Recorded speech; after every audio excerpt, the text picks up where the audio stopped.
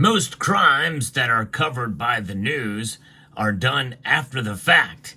Very rarely do you see something go down live, and usually when it does, it ends badly for the bad guys. But in this case, the crime continues, and the theft continues on a grand scale.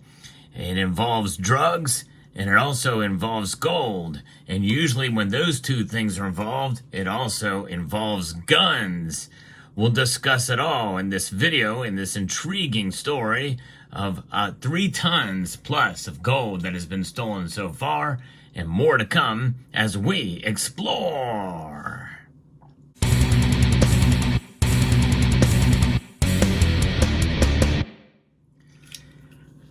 Gold, it has been desired for thousands of years. A lot of crimes, a lot of death has been blamed on the pursuit of this metal. Gold itself is not to blame. It has no agenda, but nonetheless, there's an agenda behind getting it, and that's exactly what one drug cartel is doing right now in Colombia.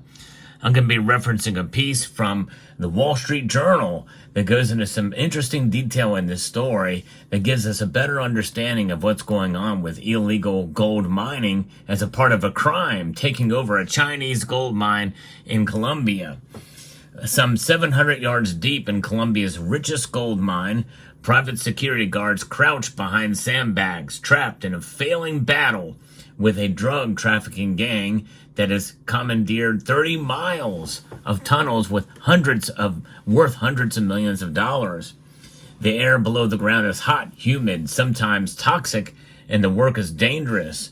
Defending the catastrophic passageways, or the claustrophobic passageways, against tossed explosives and gunfire with AK-47 rifles. 2 guards were killed and several 100 others were wounded last year. On the other side, having their own dangers are an estimated 2,000 illegal miners.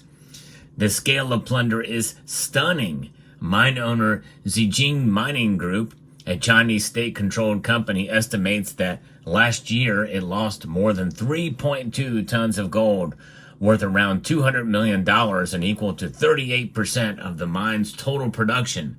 The illegal mining, a slow and laborious process that continues largely unpoliced by authorities, is a war we are losing, Zijin security officials have said. They're already admitting to it that they're behind and they're losing this battle. It literally is a war for gold in Colombia against a Chinese state-owned mining company. It's pretty ironic in many different ways.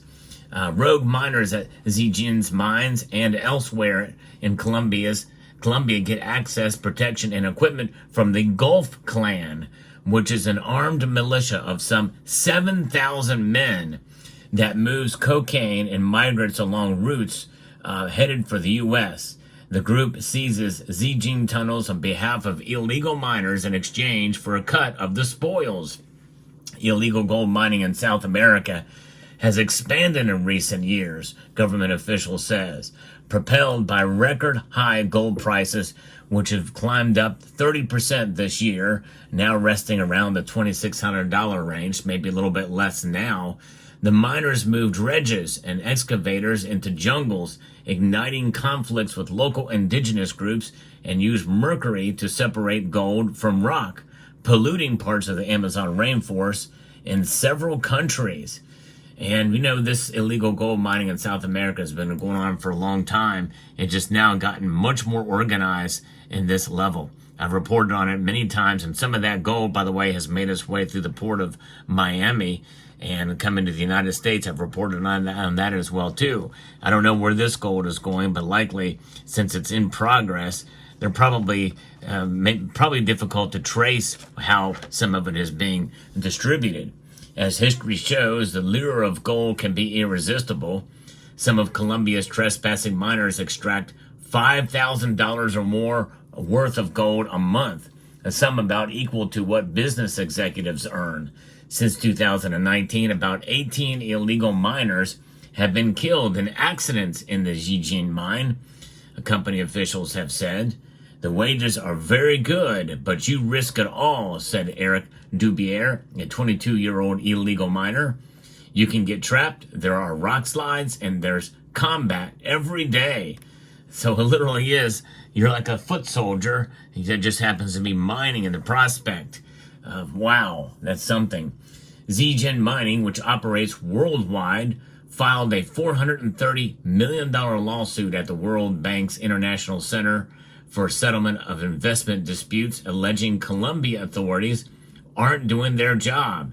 Zijin estimates that illegal miners control about 60% of its mining tunnels in the mountains around Buritica, a 2-hour drive from Medellin.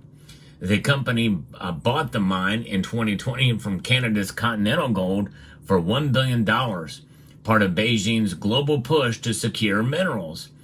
Leijing Li, the company's chief executive, said violent incursions have since become a daily threat with little help from the government. We tried to talk to the state all last year, but we didn't see much will on their part. The company estimated that Colombia lost the equivalent of $100 million in taxes and royalties just last year. Daniela Gomez, the vice minister of defense, said Colombia doesn't have the capacity to flush out the clandestine miners from the subterranean theater of operations. The government, she says, wants to avoid violent confrontations that might endanger civilians. The demands made by the company are not realistic, said Gomez. Zijin bought the gold mine operation knowing that illegal extraction of minerals was taking place, she said. Over the past 4 years, illegal miners have built an underground network so vast that Zijin engineers said that the mountain has started to resemble Swiss cheese, crisscrossed with makeshift passageways and tunnels leading from an estimated 380 above-ground entryways. The Gulf clan provides bunks, kitchens, bathrooms, and security. The gang also delivers sex workers, marijuana, and other drugs to miners during week-long stints. There's everything there, Dubier said. You know, it's amazing. With all that Swiss cheese, I just think about it collapsing in and of itself at a massive grand scale for lack of security and engineering of how these tunnels are dug out. That would be very tragic to lose a lot of lives and that gold not be accessible. But nonetheless, that is what is possible. Now, speaking of trenches, there are essentially have become some of this trench warfare that's gone along as well. Illegal miners wormed their way into the Zijin mine from a chain of small houses perched on a mountain holding one of the Latin America's largest gold motherlodes. The miners used explosive charges and rock drills to penetrate bathroom floors and bore through hundreds of yards of stone and clay. Inch by inch, the miners excavate passageway to reach the Zijin tunnels. Militia fighters forced the retreat of Zijin security forces with explosives and gunfire in what a company official describes as trench warfare. Zijin said it had no other recourse but to surrender the tunnels, a retreat jeopardizing the future of its gold mine and concession. It happens every day, Lee said of the subterranean clashes. The company estimated that it has to abandon about 40 tons of gold deposits in the area seized by the Gulf clan and illegal miners. Gomez, a vice minister of defense, described legal obstacles to searching homes and arresting miners. I can go to Buritica tomorrow and capture 300 people, she said. The judge will free them by nightfall. On a recent tour of the underground tunnels, Zijin senior security officials at the mine pointed out that the wall of sandbags separating the company operations from trespassers working less than 100 yards away. The miners' voices carried through the darkness. All the mining from here to there has been lost, he said, pointing to the distant lights where illegal miners have worked. They advanced progressively, taking ownership. Miners often seize Zijin tunnels by first tossing explosives and shooting at guards, the security official said. The miners carried jackleg drills and set off as many as 250 detonations a day to break through rock. Their advance has cost Zijin 2 of the mine's three sections that they have. Man, what an operation this is. Crazy to think about, but that's exactly what's going on here. The richest and deepest part of the gold mine remains in company's hands.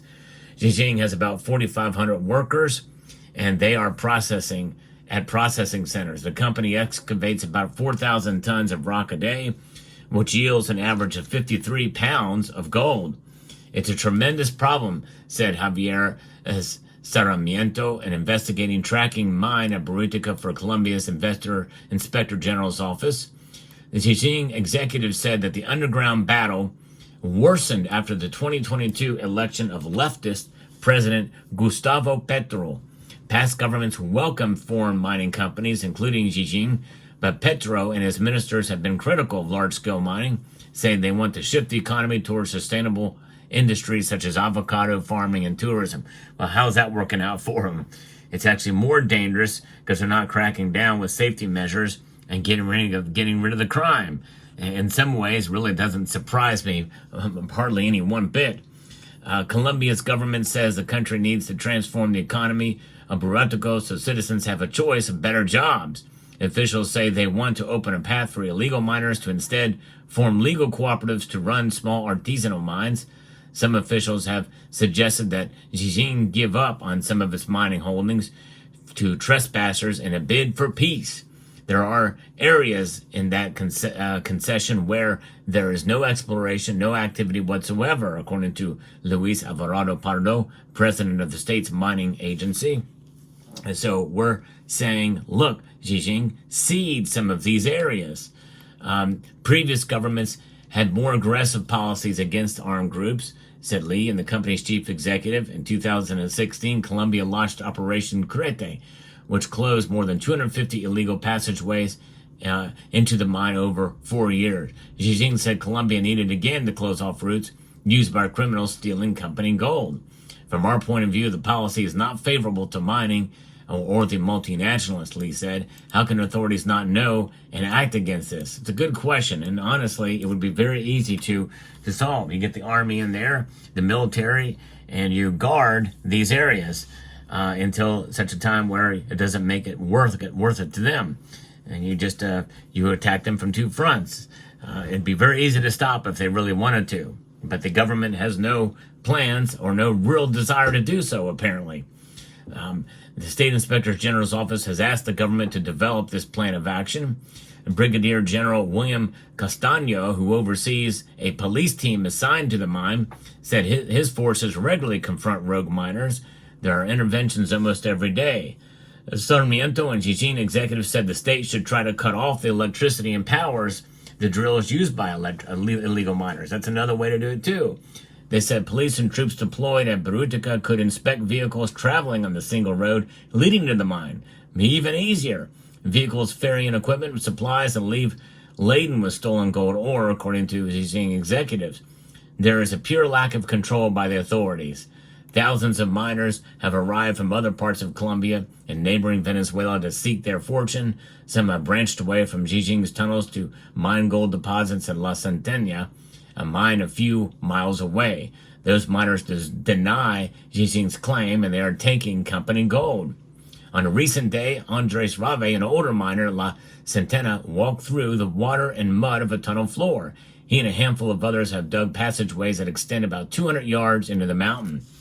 With the light on his hard hat illuminating a colorful, craggy rocks, Ray ran his hand along a distinctive layer of minerals. This vein that runs here, this is the one that holds the gold. You can kind of tell a lot of that is quartz, quartz rock, and you can give us some indication of what's going on down there in the mines, and how you can tell by experience of what's there or not. Dust particles floated in the air. Rocks underfoot had fallen from tunnel walls and ceilings. Dubar Antonio Curas didn't give it much thought. He and other miners worked to reinforce man-sized tunnels with wooden beams. Commercial miners used tunnel boring equipment to build passageways supported by steel and concrete. Some are large enough for trucks. We small-time miners don't have the technology that the big companies have, but this gets into your blood and becomes part of your passion. And crime does too. So very interesting indeed. This is still continuing and ongoing as we speak. And it'll be very interesting to see what happens. Likely no change will happen until a new administration comes into play. But crime continues, and gold does too. I hope you found this video informative, insightful, and educational. Would like to extend a multitude of gratitude to you all for taking the time to watch, and encourage you to please rate, share, comment, and subscribe.